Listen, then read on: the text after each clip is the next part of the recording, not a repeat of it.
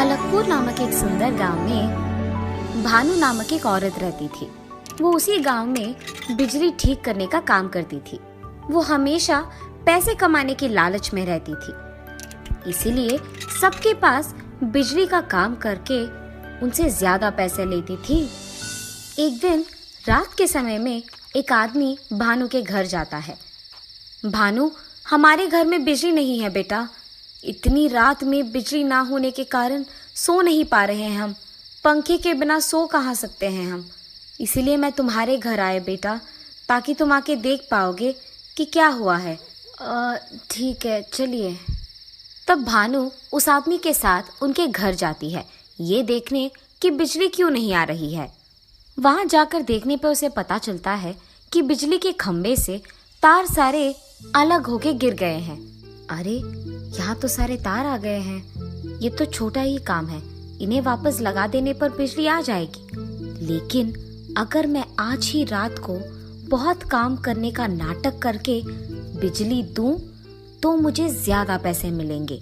इसीलिए मैं इस खंबे के पास ज्यादा देर खड़े होकर ऐसा नाटक करूंगी जैसे बहुत काम है। उसके बाद मैं उनसे ज्यादा पैसे पूछूंगी, तब तो उनको देना ही पड़ेगा। उसके फैसले के अनुसार ही भानु उस बिजली के खंबे के पास बहुत ज्यादा देर रुक के ऐसा नाटक करती है जैसे बहुत काम हो। उसके बाद वो उनके पास जाकर कहती है कि बिजली वापस आ गई है।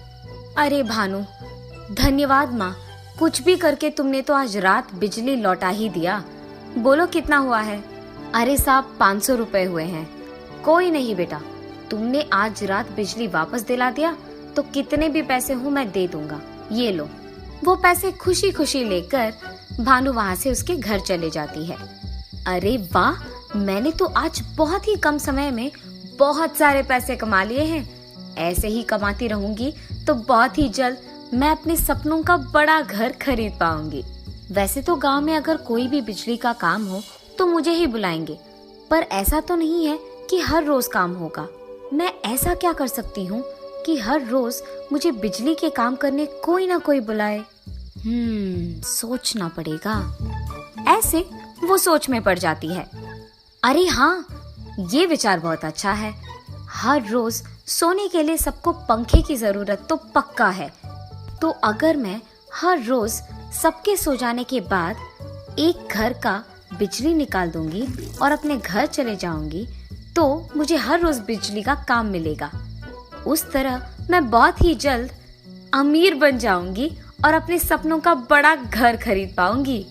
बस मुझे एक एक करके हर रोज किसी ना किसी के घर में बिजली निकाल देना होगा और बस मेरा काम आसान हो जाएगा।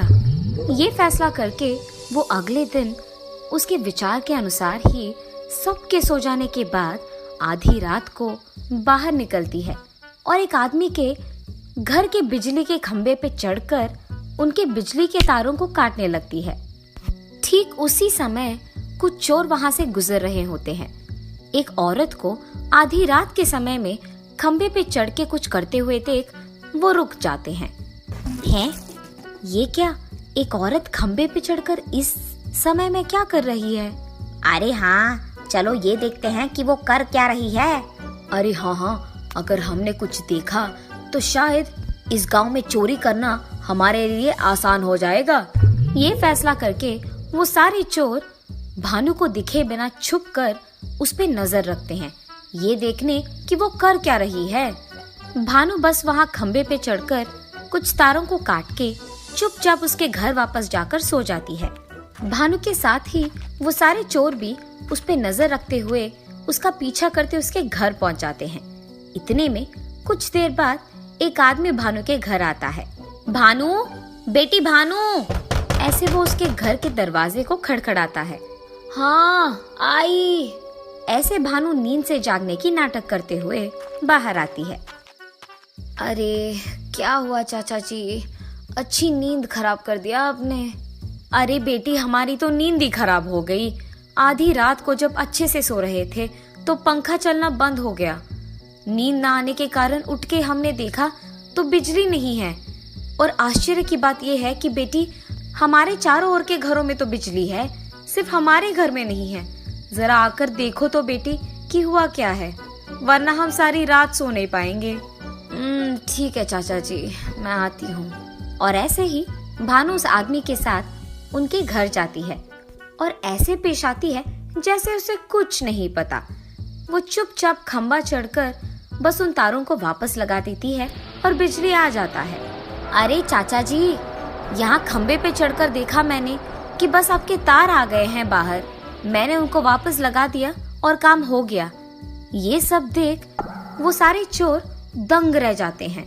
भानु इस सब से लापता उस आदमी से बिजली ठीक करने के लिए पैसे लेकर वहां से चुपचाप उसके घर खुशी खुशी चले जाती है। ये सब देख चोर अपने आप में ये बात करते हैं, अरे ये औरत तो बिजली ठीक करने वाली है, परंतु उसने ऐसा क्यों किया कि उस खंबा चढ़ के उनके घर के बिजली निकाल कर वापस उनके घर चली गई है और उस आदमी के बुलाने पर उनके ही घर जाकर उनके तारों को वापस लगा के उसके बहुत सारे पैसे लेके घर चली गई है। ये क्या बात हुई?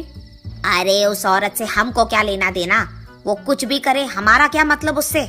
इस औरत से तो हमारा काम बहुत आसान बन गया, समझ रहे हो तुम। जब भी वो औरत किसी के घर में बिजली निकाल देती है, उसी समय में हम उनके घरों में चोरी कर सकते हैं, तो ऐसे हमारा काम भी आसान हो गया। और अगर किसी को शक भी करना हो तो उसी पे करेंगे, हम पे तो कोई इल्जाम ही नहीं लगाएगा। अरे हाँ भाई, ये तो एकदम बढ़िया विचार है, हम ऐसे ही करेंगे, हमारा काम तो बहुत आसान हो गया। उनके विचार के अनुसार ही अगले दिन जब सबके सो जाने के बाद भानु करंट के खंबे के पास जाकर किसी के घर के तार निकाल देती है, ये चोर सारे उसके पीछे ही उस पे नजर रखते हैं।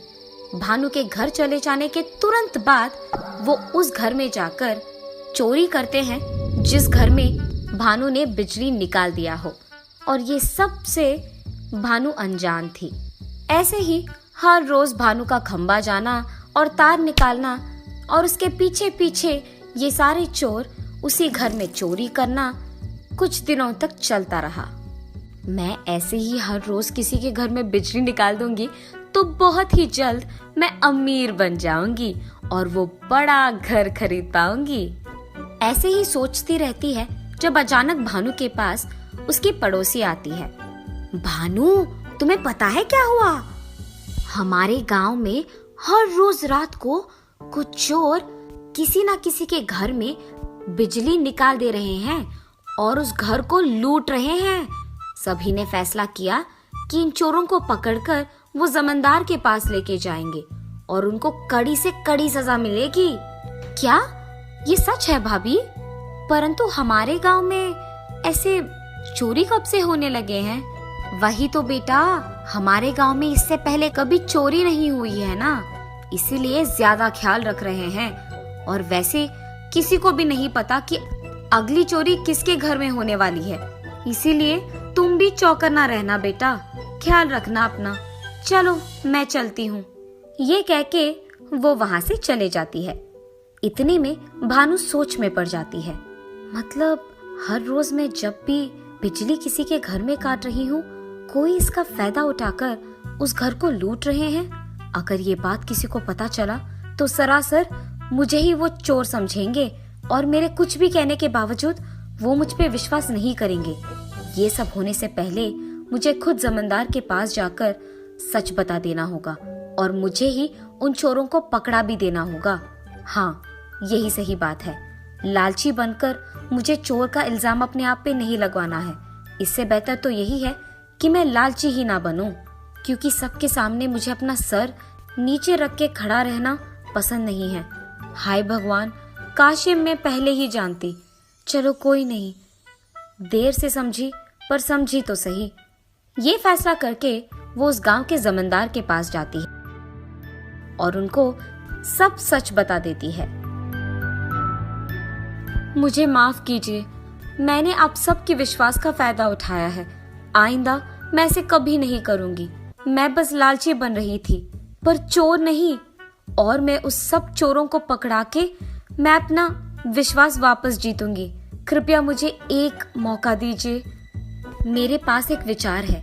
आज रात को मैं किरण के घर में बिजली निकाल दूंगी, पर हम सब किरण के घर में पहले ही मौजूद रहेंगे, ताकि इस बार जब वो चोर मेरे बिजली निकालने का इंतजार करेंगे, मैं बिजली निकाल दूंगी, पर उनके अंदर आने के तुरंत बाद मैं बिजली वापस दे दूंगी। ऐसे हम उन चोरों को रंगे हाथों पकड़ पाएंगे और उनको जमींदार के हवाले भी कर पाएंगे। ये फैसला करके वो वही करती है जो उसने जमींदार के सामने कहा था। किरण के घर में बिजली निकालकर वो थोड़ा देर इंतजार करती है ताकि सारे चोर किरण के घर में घुस जाए, और उसके विचार के मुताबिक ही पहले से ही किरण के घर में कुछ लोग मौजूद थे जो सो नहीं रहे थे। जैसे ही वो चोर अंदर आ गए, भानु बिजली वापस दे देती है। ऐसे वो चोर रंगे हाथों पकड़े जाते हैं और उनको जमींदार के हवाले कर दिया जाता है। प्रभु, हमें माफ कर दीजिए, हम आइंदा ऐसे कभी नहीं करेंगे, हम चोरी करना छोड़ देंगे प्रभु। ये तुम्हारा आखिरी मौका है, इसके बाद मैं कभी माफ नहीं करूंगा। तुम लोगों को चोरी छोड़कर इज्जत से जीना सीखना होगा, समझे? जी प्रभु। ऐसे भानु को और उन चोरों को उनकी गलती का एहसास होता है और भानु लालची स्वभाव छोड़कर खुश रहना सीख जाती है।